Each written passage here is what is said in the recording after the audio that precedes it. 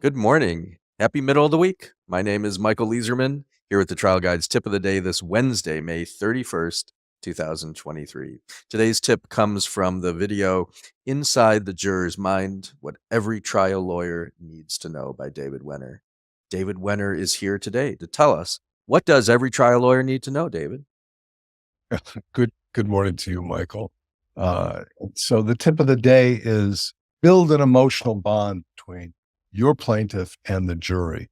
And this grows right out of our overcoming juror bias research. And the second part of our jury bias model uh, was 10 principles that we identified that would help plaintiffs win and reduce the amount of bias that naturally occurred in this setting.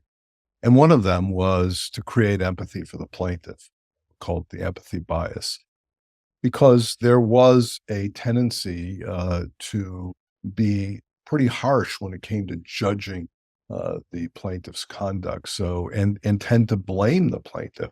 So one of the ways that we identified to reduce that blame was to try to build an emotional bond between the plaintiff and the jury. And we, did that in a couple different ways. Number one, we thought that in every case, you need to show that the plaintiff was personally responsible, because you can't ask somebody to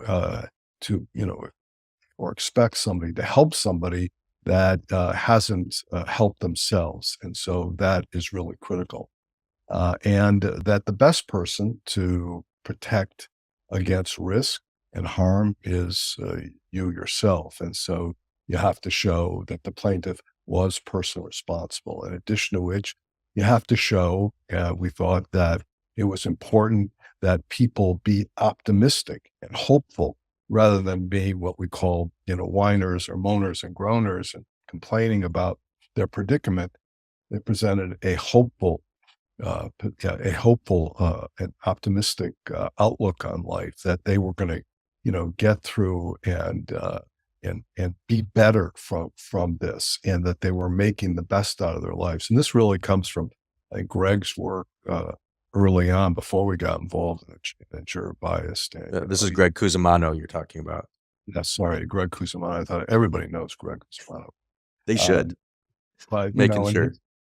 he would spend a whole lot of time in his closing arguments, talking about the plaintiff and, all they've been through, but how they're going to make do and get through in that, in that Southern accent, Greg's from Alabama. So anyway, so this was very helpful. We tested this in focus groups, and it worked. I mean, one of the things that, we know from science is that people want to help those they like. And if they like somebody, you're more likely to want to be altruistic and help. And there's this tendency in these really catastrophic injury cases to engage in defensive attribution, want to blame the plaintiff. So how do you minimize the impact of that? And one of the ways is through jury selection, which is probably beyond the scope of this talk. But one of the little tricks that we used was to try to create some positive emotion when the plaintiff testifies.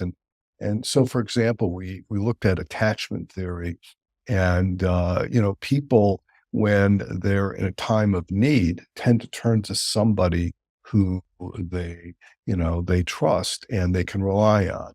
And so on the witness stand, you might ask, and I learned this from Milton Erickson, actually, is, who have you turned to in this time of need? Now, that's a question that's a general question, rather than, since I know the answer to it when I've asked it, I know that they've turned to their husband. And so rather than saying who, you've turned to your husband in a time of need, well, that may be different for the jurors. So now you're saying, who do you turn to, or who have you turned to in this time? And maybe we've all done that.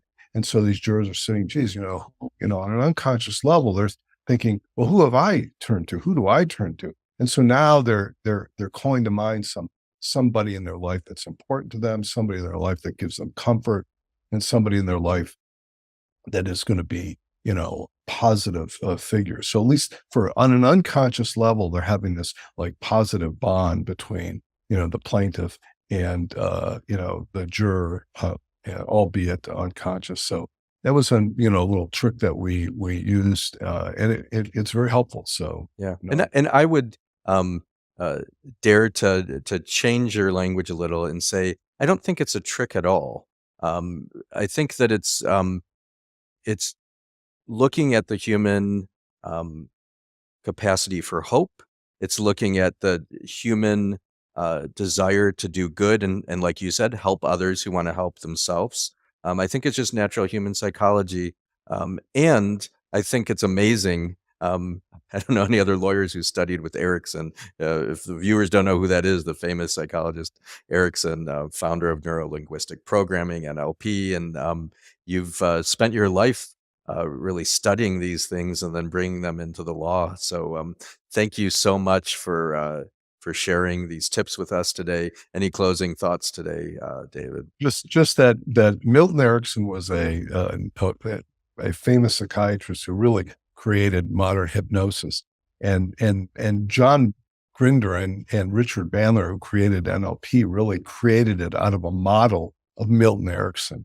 And so, just so for the record. Oh, thank you. I misspoke on it. And it's really, that's right. You've studied hypnosis. So uh, thank you very much. We could just talk for hours and we just have a short amount of time. But if you want to learn more about this, absolutely get David's video Inside the Juror's Mind. Get in touch if you haven't gone through his and Greg's jury bias model and workshops. It's just groundbreaking work that I think now is just seen as standard what you need to know as a trial lawyer. But you're really there and developed it for us. So thank you for all that you do for lawyers, and for helping make the world a better place, David. Hey, thanks so much. Thanks. You're very kind, Michael. Let's take a deep breath together and just be grateful to be alive this Wednesday. May the work that we do today, may our energy and our efforts and our time be spent to reduce suffering in the world.